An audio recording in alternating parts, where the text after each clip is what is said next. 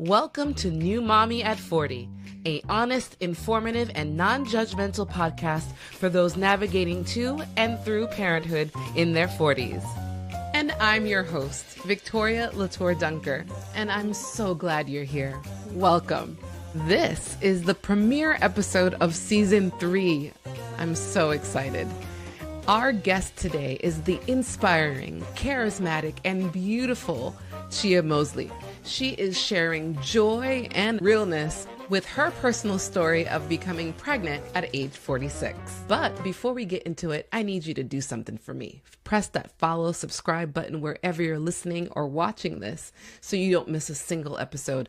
And follow us at New Mommy at 40. That's New Mommy and the number 40 wherever you do your social media. All right, hit it. It didn't happen in my 20s. Who cares? Now I've got all this fancy wisdom to share. Hey, I've got this baby, you're getting the best of me, 'cause I'm a new mommy at 40.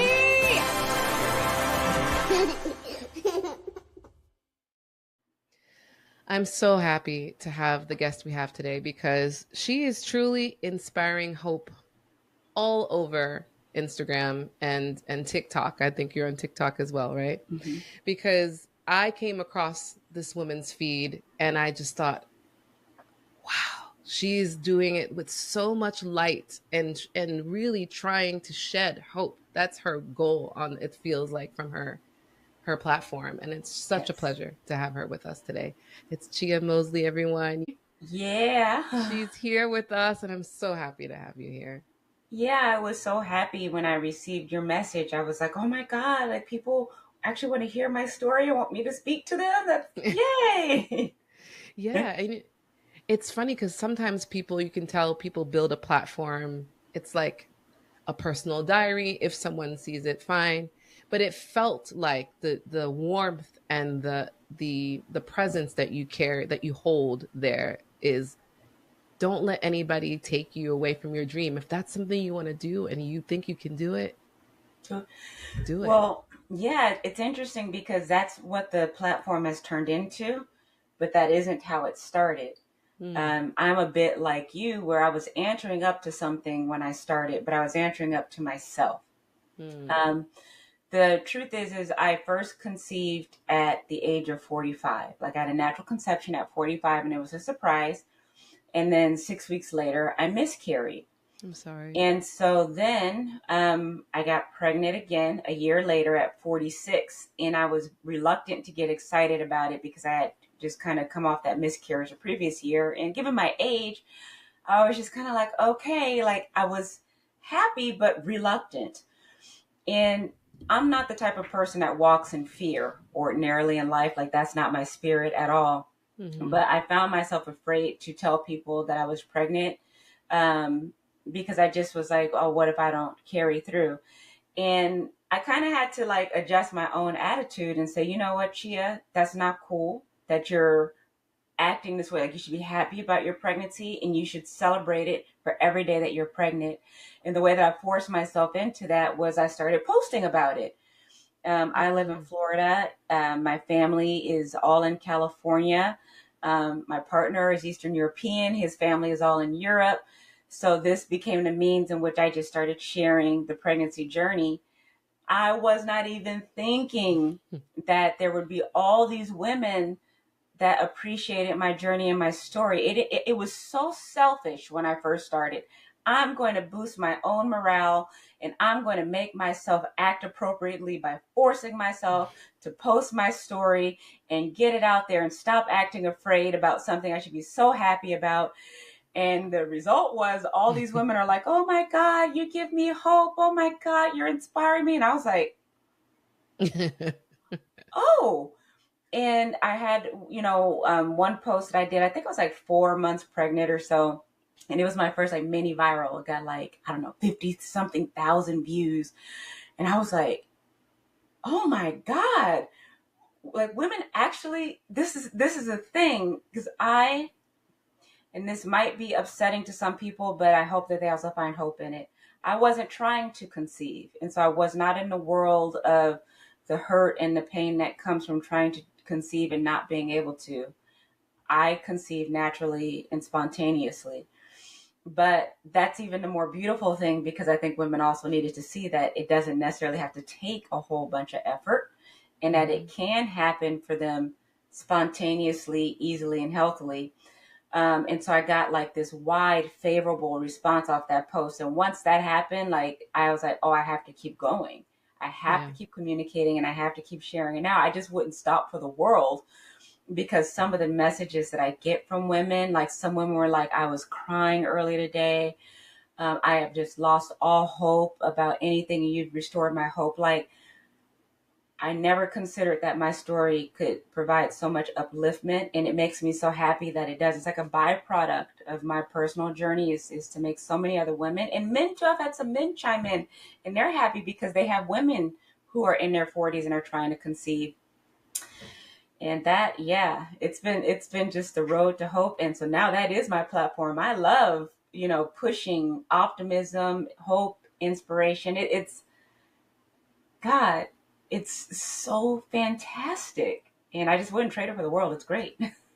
Well, it's a choice, right? I think that's what and how you started was like, I can choose to be anxiety ridden about this happening again, or in a space of, this is spontaneous. It happened again, twice. It's like, this is happening. I didn't even really want it to happen. And going from that to say, you know what? It's happened. It's happening. And I need to do something to put myself in that space to just receive what's going on. You know what I mean? Like, that's a choice. And I appreciate how you're saying, it almost sounds as if what the responses that you received kind of propelled this, but something in your spirit, like you said, naturally, you're someone who's just positive and anyway, so but that's a choice. And I think what's good, it's a reminder for those for those of us who have wanted children and have suffered miscarriages and things like that, that to still honor our feeling, but also find a space to move with, not through, in spite of, but move with and choose hope and some aspect of optimism of the unknown. Because that's what it was. It was the unknown is happening. Like, I didn't really want this route, but here we are. Here we are. And here's the thing. It wasn't even that I didn't want it. So really quick, I'll tell you like our attitude about having a baby, because we definitely talked about conception. Women ask me all the time, so I'll say it here. They'll always ask, were you having regular periods? Yeah. So yeah, I was having regular periods. With age, they had shortened up. They weren't as long and they weren't as heavy, but they surely were regular. And so, okay, let's all be grown-up boys and girls here. If you're having unprotected sex and you're still having a cycle, things can happen. And we had that conversation. So I was like, listen, with what we're doing here, we could have a baby still. Like, I still have a period. Is this something that you would like? And it was like a little bit of a pause, and I could see kind of like the thought, kind of like he was like looking at it, like mentally kind of looking at the idea, and a little smirk comes on his face, and I could see it where he was like, yeah, I would like that. I would be okay with that. And I was like, okay, good. Me too. If it happened, I think you need to establish that ahead of time. Right. Yeah. And, so over time we would have varying conversations about conception. And we both agreed, because his friends specifically would say, can you have children? Like, would you want to have children? I think his culture being European, they're not coming up with Black girls. Like, I was the only one on the scene, like I was like new news, and they were kind of like, you want to have a baby? Because this would be a beautiful baby, and la la la la. Something different, like like they were like really into this. Like, maybe okay, can you guys have a baby? And it prompted us to have more conversation about it. And but we did decide, we're like, listen, it would be great to have a baby. Like, we would love to have a baby, but I was like, honey, I don't want to do anything. Like, I don't want to go out of my way to have a baby. Like, I would like it if it happened, but I don't want to do IVF at this stage. I'm not freezing my eggs or anything. If it happens, it happens. And we literally had that conversation so lightly. I remember it's like in the kitchen, and it was like a 3-minute conversation. Like, I don't want to do that. He was like, yeah, I don't want to do that either. But if it happens, it happens. It's like, okay, good. Well, what you want for dinner? Great. Okay. And honestly, I'll end that little piece really quickly by saying I think that was half of our magic, is we were so light about everything. We made decisions about it, but we were light. We never made conception a heavy subject, and we never made sex about conception, which I understand starts to happen. It can get tough when sex becomes about that. Sex became just about us. We never changed anything about our mode of operation, and conception was easy. That's great. Yeah, no, sometimes I think there's also this this thought that when you're older, especially a female, and you're looking to date and you haven't had kids yet, there's this like, well, will I be able to have a baby with him? And I think it does color the dating scene too, of like, if you're coming from that space of like, oh, my time is running out, and is this a candidate? Is this possible? And I had a friend who literally brought that up on the first date. Now, to each his own, right? But like, it's like, not advice, hey, ladies, don't do that on the first date. No, I wouldn't do that. Definitely a conversation to have, but the first date, it's very intimidating. But I pictured something like what you said about how you guys were in the kitchen, like a 3-minute, like just it came up and then it didn't. Can you imagine being at a restaurant and like, this is really good tortellini, and like, hey, do you want to have kids, by the way? It's like, I'm sorry. Yeah. It's just, it can color. So I think that too, and the pressure that you're right, it can really, when sex starts to become about conception, it's a relationship killer sometimes. It really is, because everyone's just, you're not connecting. And, even for me, we did end up, my daughter was born naturally too, conceived naturally. We had a miscarriage prior to this, like you and I. Was anxious for me because I really did want to be a mother. Mm-hmm. So when the miscarriage happened, I remember my husband, who's really blunt, he's really ripped the Band-Aid. He's like, well, at least we know you can get pregnant. So and I was like, true. Yeah, doctors were saying the same thing to me. They were like, well, this is good news. They said, you had a miscarriage, but the good news is you can get pregnant. Yeah. And I was like, it's odd. It's an odd timing for that. You're like, okay, but I still had a miscarriage. And I remember at that moment, I like laughed. It was like a nervous laugh, and then it became a hearty laugh. Like, yeah, I guess so. But like, okay, yeah, we know, So I was anxious too afterwards to tell people. So I can definitely relate to that. And I feel like sometimes, after a miscarriage, it's just one of those things where you just want to kind of keep it a little bit guarded when you get pregnant again, just in case. And but anxiety can really like sneak up on us on that pregnancy after a miscarriage. And I did IVF later. We did 2 rounds of IVF, and even with no sex being involved, I mean, really, and at that point, right? You just egg retrieval, sperm, whatever. Sex still felt labored. Like, it was almost like we were like, but if we can just do this on our own, we don't have to go through this process on Tuesday, and it just took the magic out of it. While when we conceived naturally, we're just in love. Mm-hmm. And it just wasn't really about that. It was, we wanted it, but we didn't think about that as we were connecting. So it can be something that adds a lot of stress to a relationship. I'm glad that you didn't have that. It makes it even sweeter, right? Yeah, and that's really like my message to women is that especially at this age, one, you have to be fair to yourself. Yeah. You may not conceive. You may not conceive, right? Like, that is the reality. But my thing that I think that's been a winner for me is I was always happy no matter what was happening in my life. So I said, when I was single and I didn't have a man on site, but I wanted one, I was having a great time.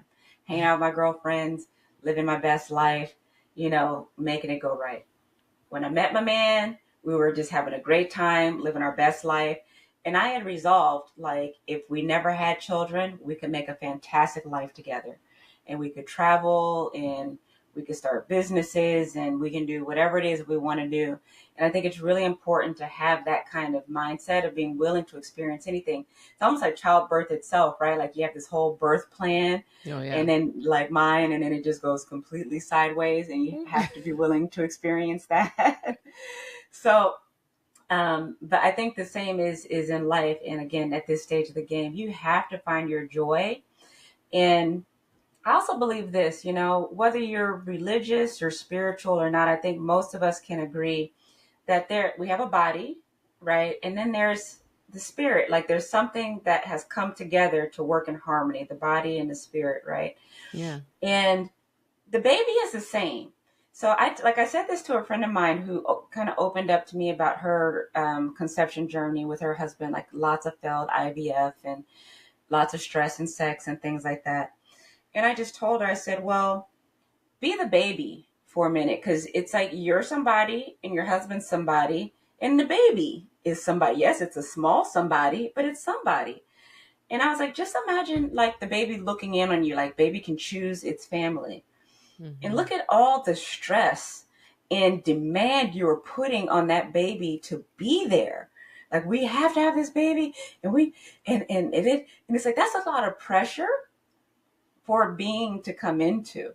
Yeah. A lot of expectation and a lot of pressure. And I think if you can just grant the baby the respect that it too has, is a being, just like you and your mate, and it may have choices of where to go or what looks like a viable family. And it's like, make it look loving. Yeah. You know, make it a welcoming place. And, you know, I don't know. It's if a person has a concept that you're beyond just a body, they can get down with what I'm saying. Oh yeah. If they're a YOLO and you're just a body and that's it, then what I'm saying may not ring true, and that's fine too. But to me, it is not real that we are just bodies and that the baby just will come because your cells mash together and that's that. It's a little bit more to it. So I say, create a loving dynamic between your mate that a baby would want to come into. Yeah. And Naomi get back to that if you lost it. Yeah. And Naomi definitely chose you guys. I feel that way because I'm like, girl, I was like, for you to make my egg work and that sperm work, listen, that's so funny way to put it though. You're right. To make my eggs work. Because you know they were dusty. These eggs were dusty. I used to joke to people all the time because they would be like, you still want to have kids? And I'm like, yeah, if one can, scrape an egg off the side of my uterus and make it work, sure. And I was like, and she did. She got skills. Little Naomi. She was skillful. And people like marveled, right? Because I didn't gain. I barely gained 20 pounds with this pregnancy. I was all belly.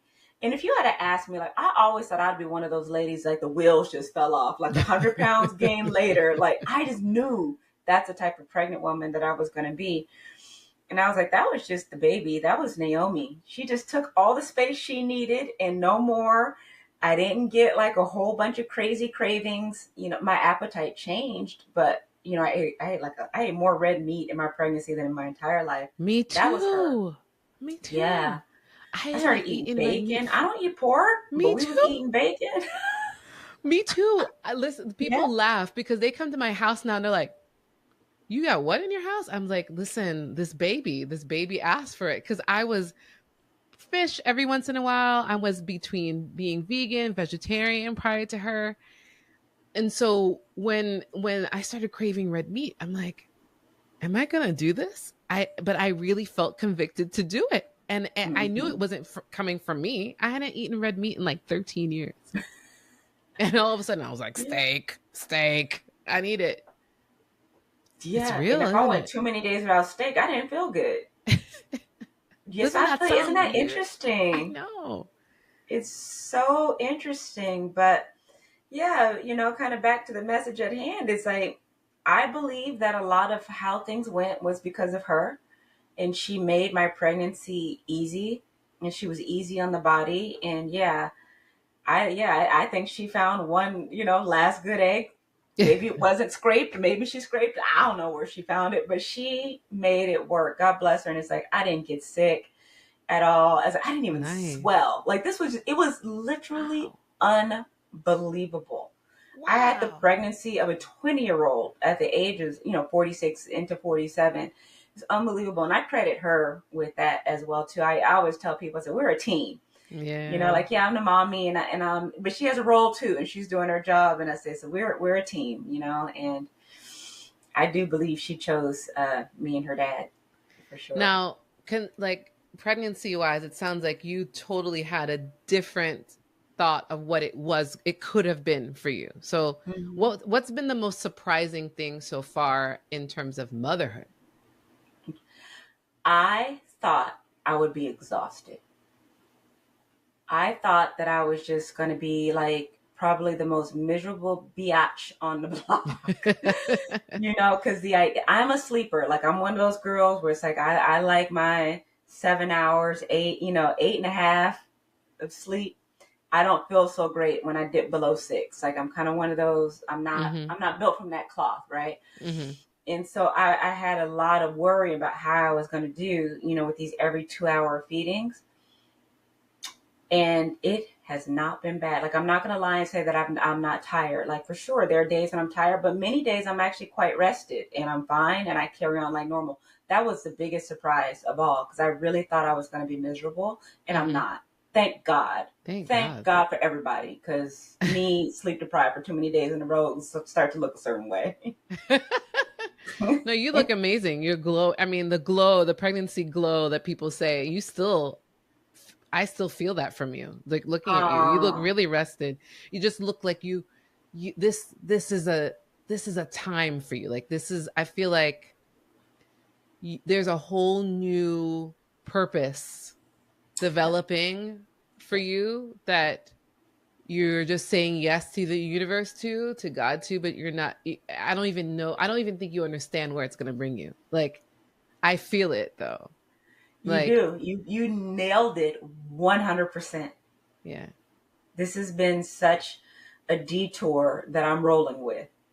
Yeah. I'm rolling with a detour. And as, guideposts pop up, I follow them. Like on the podcast, I say yes to everybody.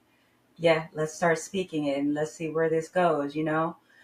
Um, and it is a time. And I'm thankful to my partner, Lauren, because he wears that provider hat real tight Mm. and proudly. I think he comes from a culture too that values the woman. In Europe, the amount of time a mother gets to stay at home is like it's years, Yeah. not weeks. And even the fathers get paternity leave and things like that. So he comes from a space where motherhood is still valued and cherished. And not to say that women who work aren't valued mothers at all, but I'm saying it allows me to really have this time Mm-hmm. and enjoy it for what it is. So it is true. Like you really, what you're speaking and observing, you've nailed it. You've got it. Yeah, I'm excited. I'm glad to be part of the early stages of it and just talking to you here today, but I definitely feel it. I wanted to ask you, there's definitely this like I said in the beginning, there's a light you just really radiate, but Oh, there's also something about you that I'm picking up, which is almost like when it comes to uh this motherhood journey, what you want other people to get from your journey, which is like what I would like to know, like how are you hoping that you inspire? Be, what are you looking to inspire women who with what they're getting from your platform? hope, hope, because that's the thing that the majority of the women say that I do give, and it's providing so much relief to them and That's what I was getting inspiration. to. And Yeah. so, hope is the primary thing, and I hope that the other thing that I get to put out there is just setting a good example, you know, and of being of good health, making good choices when you're younger. Like many women ask me about that, and I'm very candid. Like I'm not an advocate of taking drugs. Like, we live in a very big drug culture, and I'm fortunate. My dad specifically was very, very adamant about me not doing drugs. My dad was an actor in Hollywood, and he played TC on Magnum PI. So if you're in Okay. my age range, you I know know who my you're dad. talking. Say, if you're Yeah, 40 and up, you know TC from Magnum PI. for Because we sure. only had like 5 TV channels to watch. I and know. Oh yeah. and he saw firsthand in Hollywood like what drugs look like, and he would tell me stories about going to parties and people being high and what it looked like exteriorly to him.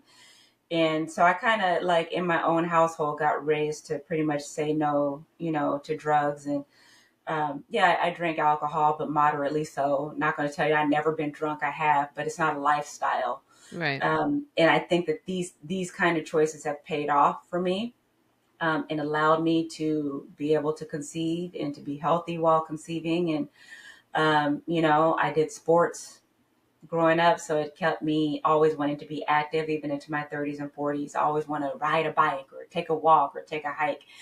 And so there's aspects to my lifestyle that I also hope set a good example for women and get them, if they have some bad habits that may be preventing them from being able to conceive or just be healthy, that they take a look at me and say, you know what, I want to make a change. Like, that would be part two. It's like one half hope, because there's, medical and IVF and blah, blah, blah. And there's all the things of the flesh world that may not work. And that's fine. Never lose your hope, because hope does work. Mm, yeah. Wow, that's poignant. Very, very deep what you said. I was thinking in terms of your regimen, workout or anything. Did you change anything while you were pregnant? Like, or what did you do? Were you working out a lot beforehand, or what was your thing? What was your lifestyle like prior to? My lifestyle prior to was I like to ride my bike. Here in Florida, there's lots of bike trails. Mm-hmm. So, I got my road bikes. I'd ride my bike, go for walks, go for hiking. I didn't have like a quote unquote regiment. Okay. There's nothing about my life that's regimented. I I have a should have known regimented before I diet. asked. I I have kind a of picked that regimented up. Yeah. schedule. Nothing Yeah. about me is regimented, but I do enough to be more right than wrong. How about that? Yeah. You Yeah, know? because I'm sure people are asking, you're thinking like, okay, but can you get to like what exactly you did that I can do? And I think I'm asking real, I haven't asked it because I know that that's not, there's no cookie cutter answer to that. But Hmm. just in case, I just thought I'd put it out there because at the end of the day, we're not all the same. We have Hmm. different um, bodies and our eggs are all different. But I was just wondering whether there is something that you felt really contributed to outside of Naomi gracing you with amazing Yeah. pregnancy. Like if there's anything that you feel you found afterwards that really helped you recover well Hmm. from your pregnancy and your delivery. Sure. So I'm gonna rewind to a question you asked first, which was my regimen while pregnant. First trimester, I laid around a lot. I got really, really tired first trimester, and I was not very active at all. One thing that did help me through it, we figured out, was nutritional yeast, which is a natural source of B vitamins. Okay. And so we took unfortified nutritional yeast day and night. Made leaps and bounds difference with my energy, Hmm. but there was not a lot of like working out in the first trimester. Second trimester, I couldn't sleep a whole lot. I was at the gym. I had a gym membership. I'd be there at like 5:30, 6 in the morning, just Hmm. on the little elliptical machine. I had that second trimester energy, what they Yes. call it, like the honeymoon trimester. Yeah. It was fantastic. Literally, I want to say about 48 hours into the third trimester, I was back on the couch. I I was remember like, that. oh, Yep. okay. Third trimester got pretty real, and then I was getting prenatal chiropractic care, and the chiropractor did such a good job that she had the baby drop very low on my pelvis. It was so low she stayed on my bladder, so I couldn't walk Mm. anywhere.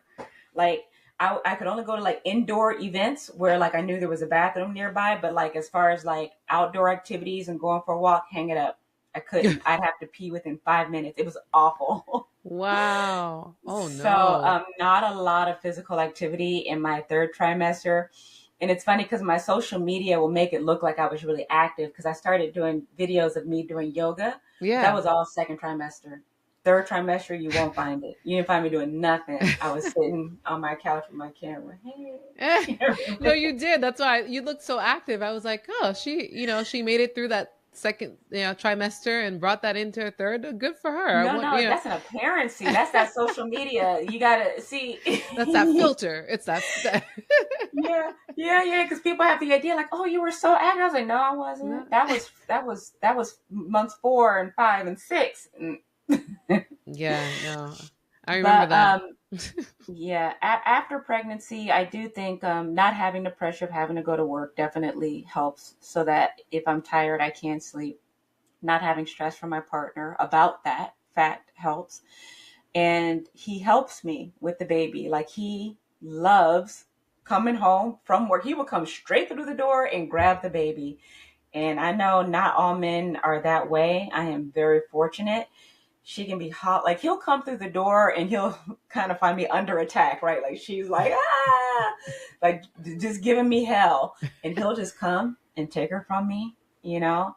Aw. So that has also helped with recovery. It's like I have a really, really good partner and he gives me the space to kind of decompress if I need to. If I tell him I can't, honey, I need to go take a walk. Like I need to get out this house and go breathe air by myself, please. By Like I yourself. need to Yes, go but by myself. And they'll be like, okay, see you, bye. that's great. So it really is important to make sure that you and your partner are on the same page with how things would look after pregnancy as well too. Because I do understand some men, they may feel like, oh, like caring for the baby, that's the woman's job, or that's your job, or you hold the baby, or you do this. But there's going to come moments where you're like, his job, if he's not an entrepreneur, his job might be kind of 9 to 5, 9 to 6. If he's an entrepreneur, okay, it'd be more than that. But your job as a mom is 24/7. Yeah. You need somebody to give you a break. Yeah, it's very important to accept help because Oh there are a lot of women who feel this obligation or like this guilt in releasing the reins. Sometimes it's like we want the help, but then it's like should I not want the help right now? Should I take the help? That I've said that take the help and be vocal. It's okay to take that walk at that stage. Because how old is Naomi absolutely. now, right now? She'll be 9 weeks on Thursday. Yeah, like there's some people who don't feel comfortable taking those moments until like it's months later. And Yeah. all you're doing is just kind of that can build Building it resentment, that up. can make anxiety. You need that. It's really important to take those moments. I'm so glad you mentioned that. And I bring up her age and how old she is now so that people can start to see like you don't have to wait. You can do this at this stage. It's going to be more helpful for you, for her, for him to start For everybody. implementing that now. Yeah. No, you're absolutely right, and I've been so fortunate. In fact, I have a neighbor who lives right across the street from me. Her name is Robin. She's been a lifesaver because even I had a C-section, and but I had appointments, and Lauren had to go back to work. And she'd be like, you need me to drive you? And Oh. she'd carry the baby carrier. Cause I'm surrounded by a community of women too that have their own kind of like baby fever. So they just like borrow a baby or participate with the baby. Like I don't let her go off, but they just want to come. You need a ride? You need me to hold her? You need me to carry her? And I'll be like, yes, please. I said, can you come Yes. for 1 hour so I can eat and take a shower? Shower. And I do want to say this is my proudest thing as a new mom. I Oh, tell me. shower every day. I shower Oh, every day. every day, Chia, really? I I am so shower. proud of you. Yes, that's been my one thing. I was like, I'm not gonna be the funky mama. I'm not gonna have my baby got me hemmed up so bad that I can't do nothing about myself. I'm gonna shower every single day. It's been my mission, and it Yes. is accomplished. Like even today, I got in there before this 5 minutes. That snaps. I'm telling you, that is so important. That is so great that you've done that. Because I remember one of the first times I took like, it was maybe like a 3 minute good 3-minute shower. I had her, she was doing tummy time. So I don't even remember when that's like maybe week 8 or so. Or no, what am I talking about? A couple of months later. A couple of months, yeah. Yeah, you put her, I put her on tummy time, and I'm like, I think I can do it. And I remember going into the bathroom. I left the door open. I had the mat like kind of close, like as if something crazy is going to happen. And I was in that shower and I'm like peeking out. It was a mess. And I thought, this isn't as bad as when she starts moving around. Like, I should have been taking these showers a long time ago. Just excuse myself to take them more regularly. I don't think I went more than maybe 2 days or a day without, but not every day. Like that's a commitment to your self-care. That is like, because I smell so bad. Like, we could have a whole nother conversation about like the hormone funk that comes with pregnancy. I'm like, the only person who would want to be around me is my baby. She seems like the fact that I'm funky, fall asleep under my underarms, but I am disgusting. And it's Florida. I had her in June. Ooh. So it's humid, it's hot, and you got somebody who's on you all the time, and she's wet, and I'm always wet. Yeah, breast milk smells good until it doesn't. You're like, no, it's a smell. It's my smell. It's a new. Oh, you know what? No, it's time. It's not. It's bad. Yeah, it was bad for my morale. Like, the funk is bad for my morale. The funk is bad for my morale. So I have figured out, like, she gets these like little nap times, that are kind of regular, and if she wakes up crying, I'll be in the shower. Mommy's here. I'm coming. Mommy just needed to take a shower. You'll appreciate this, I swear. When I'm cleaning your dishes. I can wash my nipples cleaning her dishes. I'm washing your dishes. Oh my goodness, you're bringing me back. It's like, and what I will say from this end of having an almost 4-year-old, it's like, it's so joyous to hear this reflection right now, and I'm loving that this is recorded, because I want you to have it when she's 4 and 5 and just laugh about, oh my goodness, remember that stage? Because I'm literally just experiencing so much nostalgia from hearing you, that you forget those moments. You think you'll never forget them, but there are some things that you just forget, and when you hear someone else's story and going through it at that time, it's so good. It's so good. Oh, I can imagine. And it's the joy for me. Like, I look at my Instagram and my TikTok, and I'm so glad that I've recorded all this journey, because even now I look back on it and I'll just be tearing up, looking back at like the hospital, or looking at my yoga videos, or just, you know what I mean? I look back and I'm like, wow, the whole journey is there, and I don't have to hang on to it here in my mind, because time does have a way of making things erase, right? Yeah. So, it's cool that you say that. But speaking of you having a toddler, so why don't you prep me? What do I have to look forward to as a mom in her 40s with a female toddler coming? Tell me some highlights, the good, the bad, and the ugly. Oh my goodness. Every mom listening right now is like, don't do it. Don't take Chia's joy. No, no, it's just kidding. Go ahead, girl, prep me. No, I feel like, also raising a girl, what I'm experiencing is I'm loving watching the person introduce themselves to me. She's a person. Yeah. And there are moments where I think my most frequent times of remembering that is when she's being defiant. And one part of me is like, what did you say?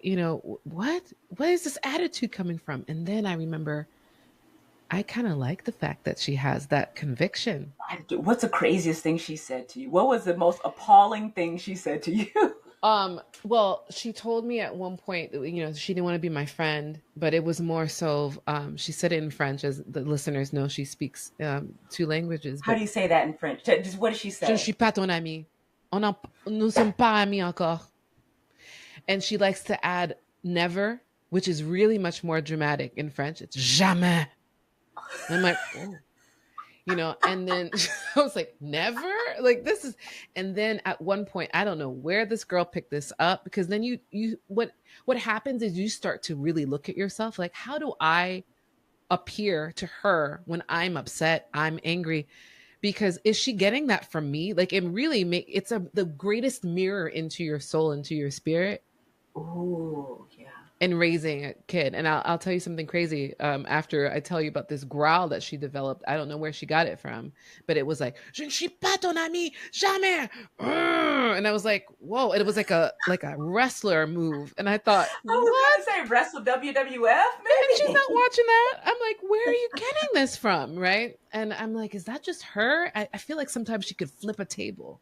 But at the same time, the sweetest, empathetic, observant, intelligent, convicted person. I literally am in awe of her.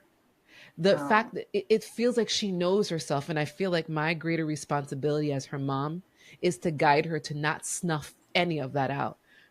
Provide, just some foundation so that she can make her own way and not make too many mistakes, but understanding that this part of her personality, if I nurture it correctly and accept her, I could really be like raising an amazing leader one day. Like, I see it in her. She's everything. Like, she inspires me daily. Daily. I go, gosh, I want some of that. Like, did I have some of that? And that brings me to a friend of mine had me do like one of those personality tests, and I had done them a long time. I mean, many years ago, different types. But this one asks you to take it as your childhood self, like before 10, and how you did things. And I hadn't thought about myself at that age in a long time. And as I'm doing it, the questions, it's always the ones that the answers are so narrow. It's like, okay, I kind of did that sometimes, but I didn't do that all the time, but I don't have a choice. So I'm like, okay, fine. And when it came back, it was this like leader, take command. Like, it was a personality that, yes, I see myself as a leader, but it kind of came across as really harsh.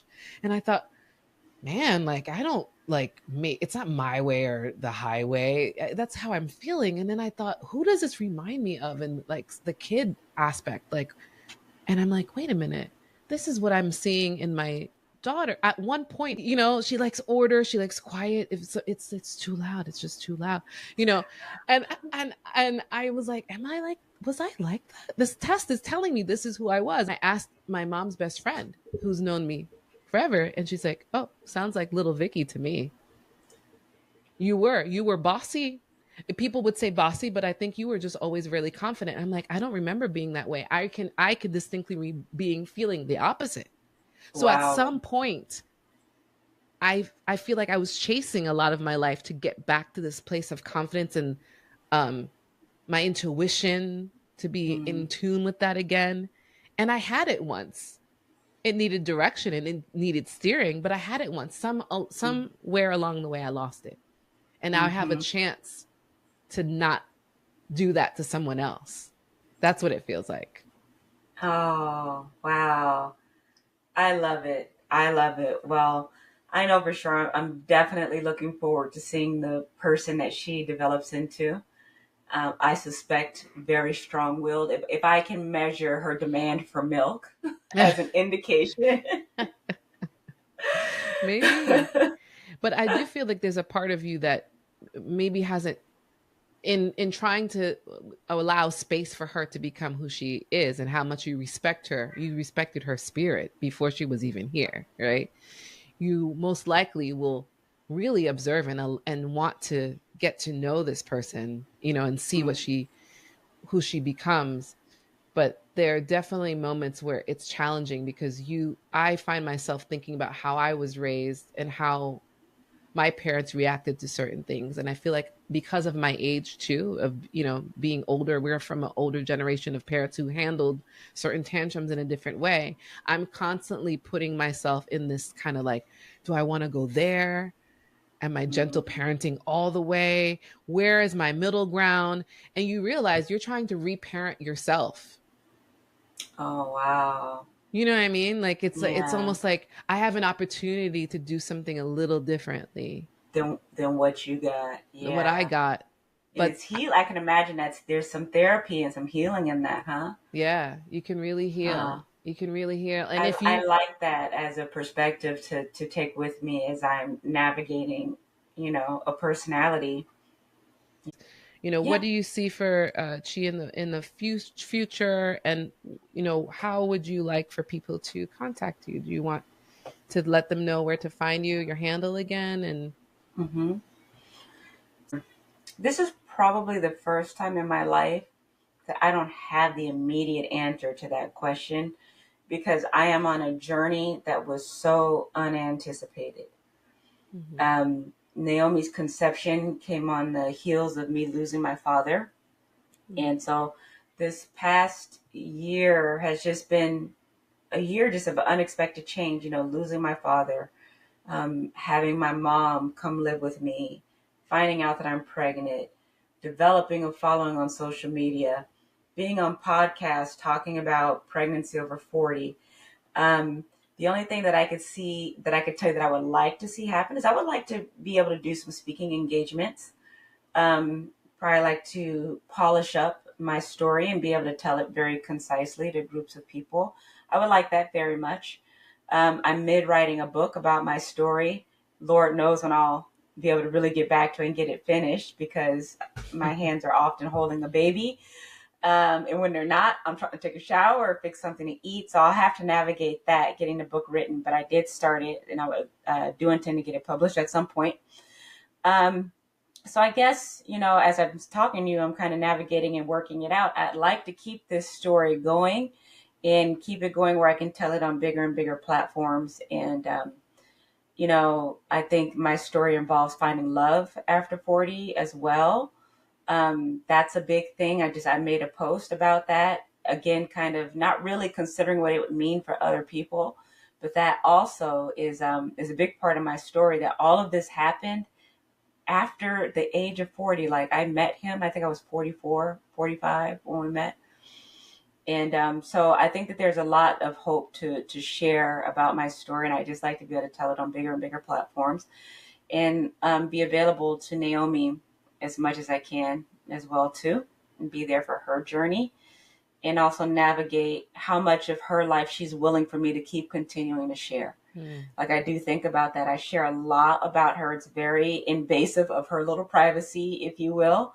Mm. And that may not be able to continue. As soon as I'm able to consult her about that, I'll have to. She may not want me to share as much of her life as I do share. And she'll be able to tell me that probably about 3 or 4 years Yeah. old. She'll say, Mommy, no. And I'll be like, okay. So we'll have to see.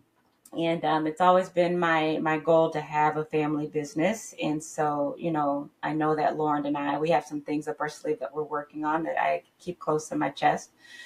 So, you know, we'll see. We'll see where it all goes. But I have a feeling I'll get a lot of what I want, as I tend to. Yeah. You're a Yeah. manifester for sure. Yeah, I like that word. I'm a manifester You're a because that's it. manifester. Because it's definitely not. It's not a spirit of cockiness or arrogance. It's just No. It's what you just said. Yeah. No, you don't come across that way at all. It just sound it but again, it's another inspiring aspect of you of like dream it, build it, speak it. Speak it into existence. And Mm-hmm. sometimes along the way, you get a surprise in that. Still, go with it. It will Yep, lead you to something that was meant for you. that's right. I love it. I feel like you must talk to a lot of people because I you're talk really to a good lot of at reading people, people. but I also it's the ancestors in me of my roots of just really following my intuition and feeling energies from people. And I I appreciate it. I have no doubt. I can't wait until all this manifests for you and let this serve as another affirmation testimony Mm. of you speaking it into existence. I And love it. I really appreciate that. I really yeah. do. No, I appreciate you talking to us here. And you can find Chia Mosley at So on Instagram, pregnancy over over 40. 40. Okay, no problem. and all spelled out in words. And then on TikTok, it's pregnancy over 40 with 40 at the end. So pregnancy over 40 is where you can find me. If you just really, really want to follow my journey, TikTok and Instagram is where I am. That's great. And I'm going to post her handles in the description of this podcast so you can have it. But thank you so much for your time. Man, thank you for inviting me. I really appreciate you giving me this opportunity, and I appreciate meeting you and meeting another healthy Black woman. That's a whole nother dialogue in and of itself. Yes, girl. That, statistically, we are not supposed to do what we're doing, allegedly, per the medical field, and their stupid statistics. They're all dumb. Mm-hmm. And you have to be your best advocate at all times. And that starts here, up here, in here, and your throat. All of those three things can work together. So it really starts with you and how you see things in your perspective, and you're an example of that. So fantastic. Thank you so much, Chia. Tell Naomi thank you. We honor her time too, and Lauren, and we appreciate you. Yeah, I appreciate you as well. So let's be in touch and maybe we do it again.